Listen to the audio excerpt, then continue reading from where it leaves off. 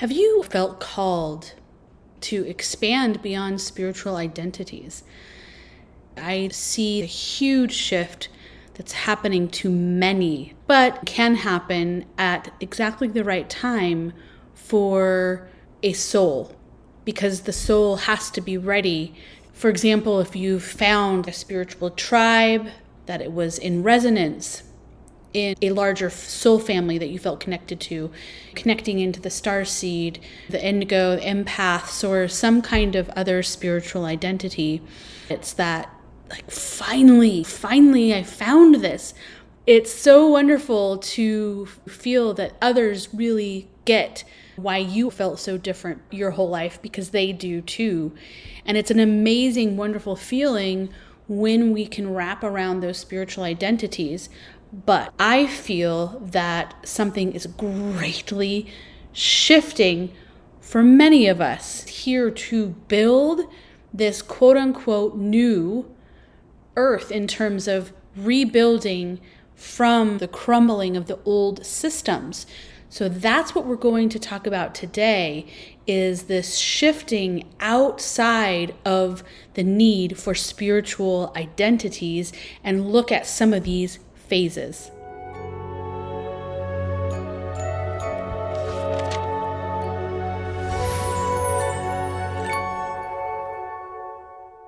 So maybe you've started feeling like you've been kind of boxed in by these labels. Maybe you've noticed judgment that crept in there, even though, we're so mindful about that aspect and just being so aware of the words and the intentions and things that we're doing and saying and being. And that judgment's creeping in about others who just maybe don't get it. Or maybe other spiritual identities, if we will. Or perhaps you felt this nagging sense that there's something really more beyond even the beautiful discoveries that you've already made. And from my lens, the words that I would say is that what you're feeling is the call from your divine spirit, from GodSource, the God spark that is that eternal living source that breathes within you. And so the true God world, that core realm, is calling you home. It's calling many of us home. The eternal living God source creator is calling us home to a truth that lies beyond these identities. And as I shared in a video called The Meaning of the Divine Spirit and the Lineage of the Celtic Druid Primordial Wisdom Keepers, this isn't about seeking some source, out there, up there, but it's about remembering the priceless treasure that's already within you. And the massive purification energies that have been quickening and rising this year has been very powerful, but I see this continuing for years to come, because it's calling so many of us so strongly into these purification energies, asking so much to be cleared, because that work is actually clearing these fences or cages, which is the ancestral baggage, it's the toxins, it's impure frequencies that have really clouded our ability to perceive the divine spirit within and that spark that is there. And this isn't random, this ask for the letting go of these identities. It's happening because your spirit, your soul, is ready to remember that infinite consciousness that you truly are, beyond all the names, beyond all the labels, beyond the spiritual identities.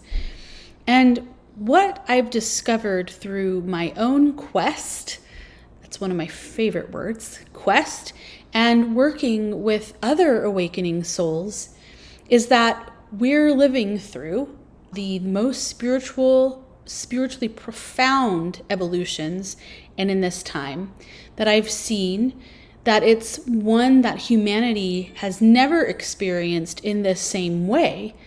Also, equally, one of the most difficult due to all that has taken place to hide truth, control minds, and breaking through all of that muck and goo. And the word miasma is really the best way to feel into all of that. So we grasp onto spiritual identities like rafts in a storm, and they really are life rafts. They're absolutely necessary, but here's the thing. They're stepping stones, not the destinations. And I want to share with you one of the most profound spiritual truths that I've seen so clearly. Knowing thyself requires sacred transformation, phases or movements, evolutions, or medicine containers for ourselves. And I'm going to put them into a framework of 3 that I feel so clearly comes through. Of course, condensing and simplifying a little bit for the sake of this video. But phase 1 is this learning and discovery and the fun of like this detective work around ourselves and our environments. And then there's this second phase of becoming. So really feeling into the identities and learning where the energy feels so good. And then a third phase, which is a letting go phase, just dropping things that used to feel so sacred or so close to the heart. And this isn't about abandoning gifts or the beautiful uniqueness that you carry or the mission that you're also carrying and that you're working on, but more so it's transcending limitations, transcending into the truest of true, infinite creation consciousness, and being in direct communion with GodSource, with Creator, and with the creation energies, and really tapping into the universe, the true universal nature, which is you. And when we're kind of peering through these 3 sacred transformational kinds of phases or movements, none of these have timestamps. So it's not to say that this doesn't happen in rapid fire, like very quickly, surprisingly quickly, and or maybe over decades of time. What I've been very brought into reverence once again with is the butterfly, because our land holds many of them. This is a picture of one kind. They're everywhere, and it's absolutely magnificent.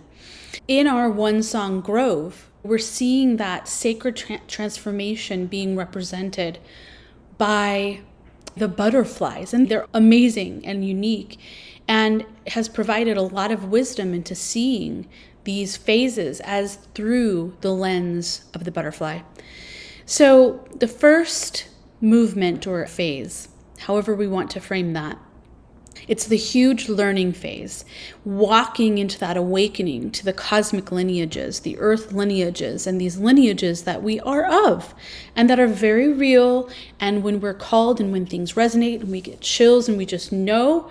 And so when we're beginning that awakening, we're essentially like cosmic amnesiacs. It just clears away, and we're remembering all these fragments of who we really are, the connections, the identities, the star seeds, the indigo, the empaths and light workers, all those things. And these discoveries are so revolutionary for our quests. And so what happens is it's like for the first time in our lives, things really begin to finally make more sense. Why we felt so different, that we're not alone, that there were others, why we could feel everyone's emotions, why we've always been drawn to ancient wisdom, to the stars, to healing arts that can assist others, why authority never felt right to some of us, why we always known that there was so much more to our reality than we were being shown, than we were being taught. And so these identities that finally make us remember and feel like, okay, all right, this makes so much sense. Those identities really become sacred containers, or as the butterfly has shown, it's a chrysalis for our awakening consciousness that blossoms like the rose, the lineage of the rose that many of us are of. And so the identities allow us to have a sense of belonging, a more refined purpose. We begin to make sense of so much that was left hanging for us since we were kids.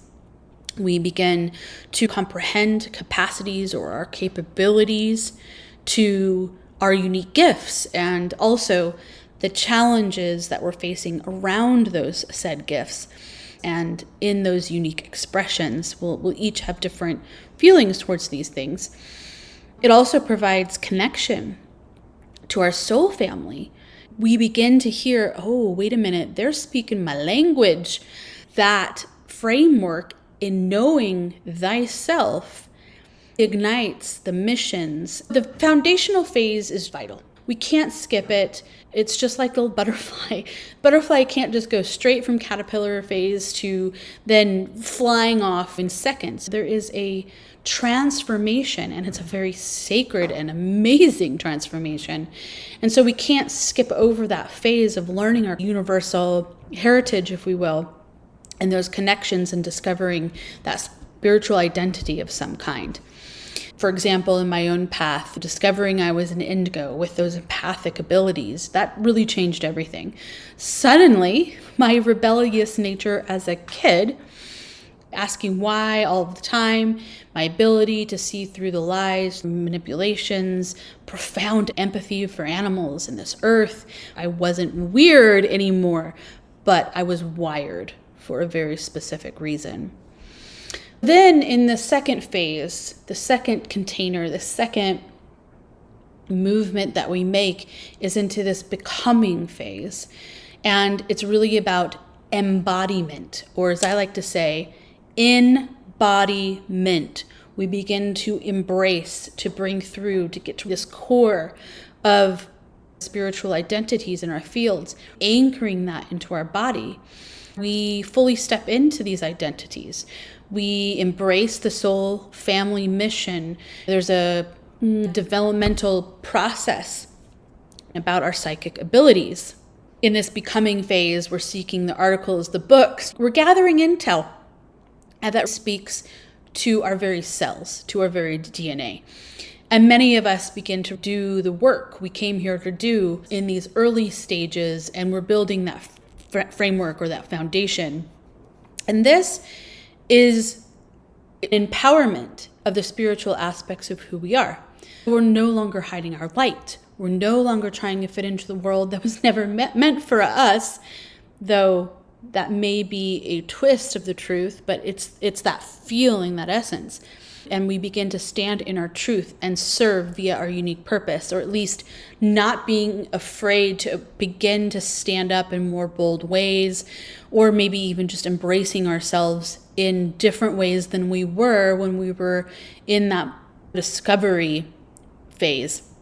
So becoming is aligning as well. But here's where it gets interesting. As we fully embody these spiritual identities, we literally bring them into our body, we start to encounter the same limitations that all identities carry, which has a little dogma to them. So there's this separation. For example, I'm a Pleiadian starseed, but they're just a regular human. So there's these separation elements that weave in there. Or perhaps there's some superiority, like we're the awakened ones, but they're still asleep. And believe me, we've all went through these, so we can't say they're bad and wrong. What has happened at that point is attachment has set in. So a bit of a clinging to the identity itself rather than the consciousness it represents, or an archetypal energy that we can peer through.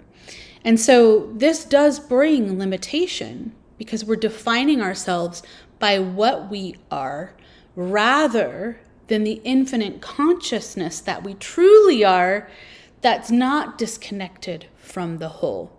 And I just want to reframe this, that this isn't wrong, this isn't bad, but it is part of a very natural and necessary process of the becoming, of the chrysalis. But it's also preparation for what I would say is a third phase. And to give another personal example of what I'm saying is, during those years as I was embodying the indigo, I was very confident, I was very clear in my mission, but I carried this edge, this warrior edge to me. And it felt at times like an us versus them mentality in many ways. In some ways, I was separating me from the very humanity I was here to serve. And that did have a very weird, disconnected feeling to it. I was doing it from a bit of separation rather than a true Christic or Buddhic, Christed way of being in a unified consciousness and what that energy feels like. So that would be an example. In this third sacred transformational phase that I'm going to talk about here, this letting go phase, letting go into eternal, infinite, living, organic, original God source, God. The mother, father energies surrounding this primal essence. And this third phase is this initiation phase. And it's profound. And I would say it's also often the most challenging. And so this is where we're called to let go of so much, even those spiritual identities. This absolutely necessary phase to merge into the divine spirit that we are. Merge, meld into that God spark that is that eternal living God source that has been within us all along. And that is the magic. And in this phase, it doesn't mean that we're losing our gifts. It doesn't mean that we're abandoning our mission. And in fact, I would say it's the exact opposite of that. What we're doing is we're letting go of those limitations where we kept hitting a ceiling. So it allows us to deepen. It allows us to expand simultaneously. And so we transcend those limitations of identity itself to become purer expressions of that divine spirit and in service, because we are the one, but we are the many. The phases assist us on that full quest, and they're needed. This phase can be initiated when we merge or meld or recalibrate, for example, anchoring the blue ray of creation and what that consciousness really is. We are walking into the mysterious illness. It's a profound initiation.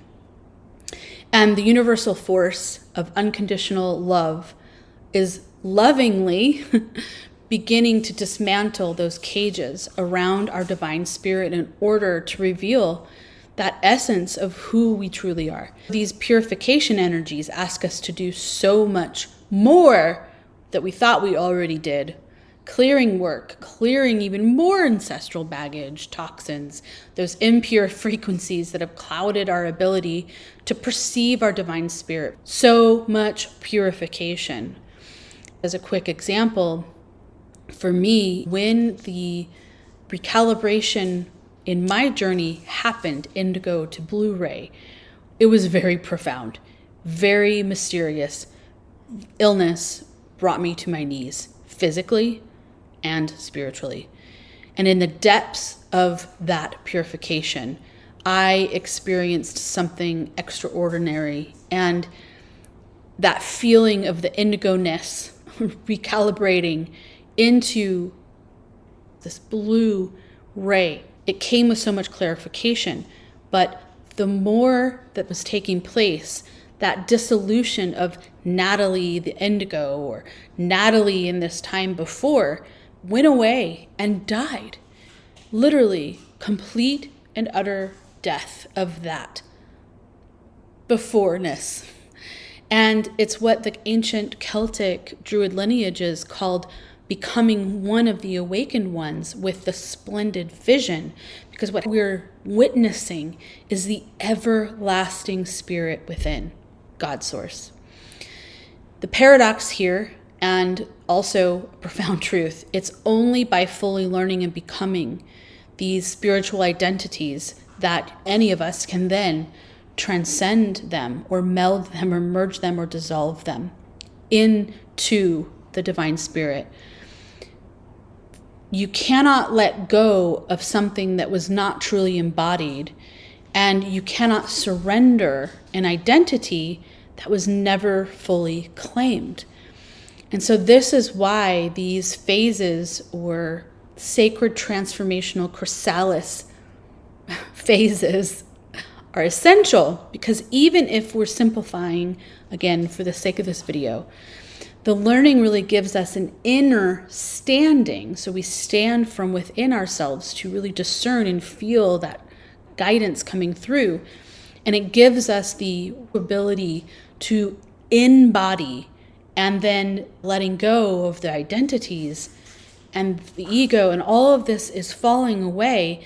It's really revealing and strengthening knowledge that is felt and perceived in your divine spirit, which is the priceless treasure that was always in your keeping. And the deeper truth as why I see this as very essential phases, it's not just individual, but I see them in this universal construct. So if we can see that as beyond even what we call galactic, it's something so much more. We're not just mending or seeing that we are whole, but we're actually clearing the cages that have been built around our divine spirit, both energetically and physically. So we're not just remembering who we are, we're remembering the God spark that breathes within us all, and of course in the living natural world too. And we receive the splendid vision that ancients spoke of. The ancient text called the Kolbrin that I've spoken about in the video I mentioned earlier, that speaks beautifully to this truth. And one of my favorite quotes from there is, "Those who turn away from the glorious jewel within to seek an outside God, a separate, unresponsive being, are looking for a mere trinket while disregarding the priceless treasure already in their keeping." We're becoming that awakened one. Those who have remembered the divine spirit within, that beautiful jewel already is there.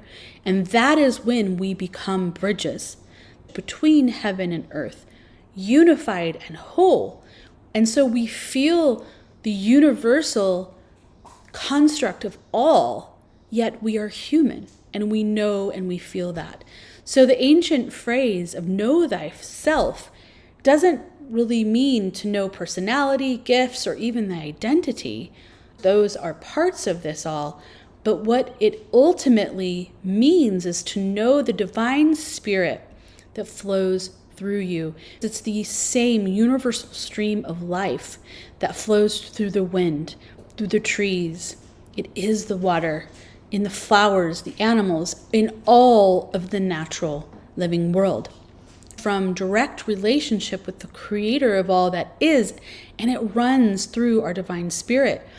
Maintaining our unique gifts, what's so vital is the remembrance that all are expressions of that same divine spark, because that begins to dissolve those separations more and more and more, yet is still honoring and seeing the uniqueness. And we also hold our spiritual knowledge while becoming more humble servants of the eternal living God source. We're embodying those elements of divine love without the spiritual bypassing, and also with less and less degrees of that separation. No matter where you're at in these phases, They're natural and part of a sacred transformation, just like the butterfly. The phase of learning, if you're there, embrace it.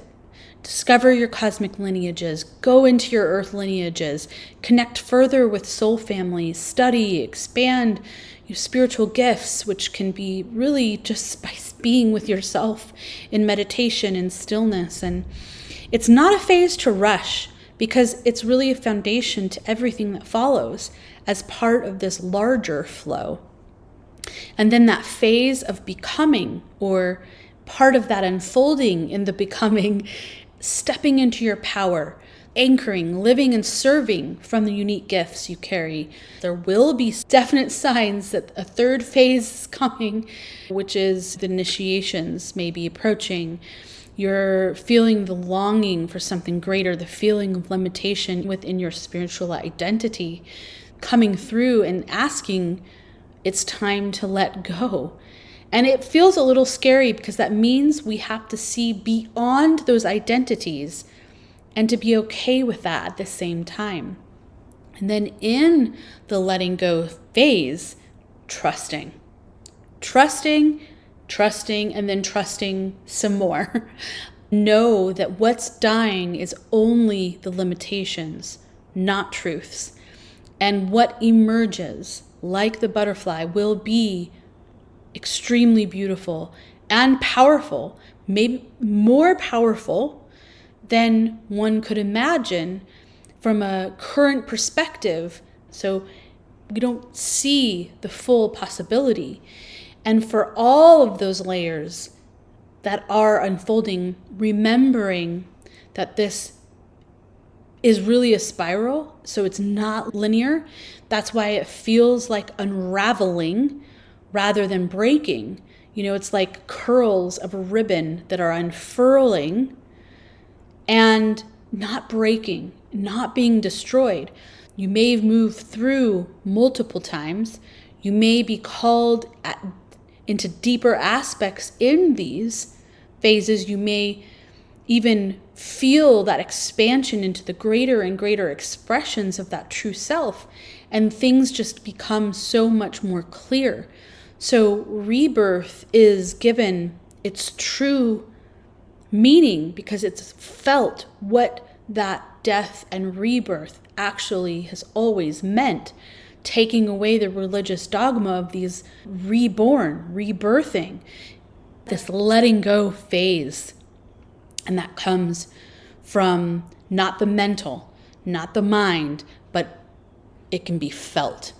A powerful way to dive into this can be through stillness, meditating on a simple question: what am I beyond all identities? And you can write about your sacred transformation that you've been through. Connecting with others who are navigating a similar path is so powerful, whether it's in the learning, the becoming, or the letting go. We are here in a most profound spiritual evolution time in the human story.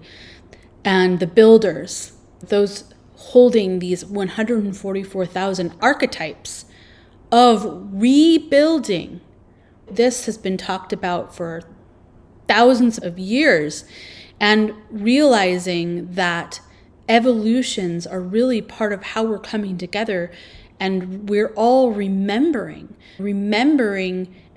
the divine spirit, and we're being called home to Creator. So by learning and becoming and letting go and going through the sacred transformation, it's a larger divine call. Every identity that you embody and then transcend makes it easier for others to clear their own cages and remember their own divine spirit as well. Every limitation that gets released, it creates more freedom within yourself, but also in this collective field, because it's about remembering the true nature, as mentioned in the Kolbrin. It also says, seeing the bright flash of truth in the darkness of earthly existence, and remembering that everlasting spirit within. If this resonates with you and you're hearing that same divine call, it's echoing, knowing that you're part of the solution to humanity's amnesia. And now it's about that word surrender as to the trusting of this divine call. So learn fully, become completely, and let go courageously. This is really how we know thyself, and this is how we serve the eternal that breathes within us all. Thank you so much for watching, and leave a comment below. It's a really great way to support each other when we start these conversations, because we're all on a very incredible journey, quest of remembering, and it's how we serve the grandest mission of all, to be the anchors, being the bridges, to allow that divine to flow wildly, but also being strongly rooted in our bodies, rooted in the earth, and rooted into the living natural world in all ways.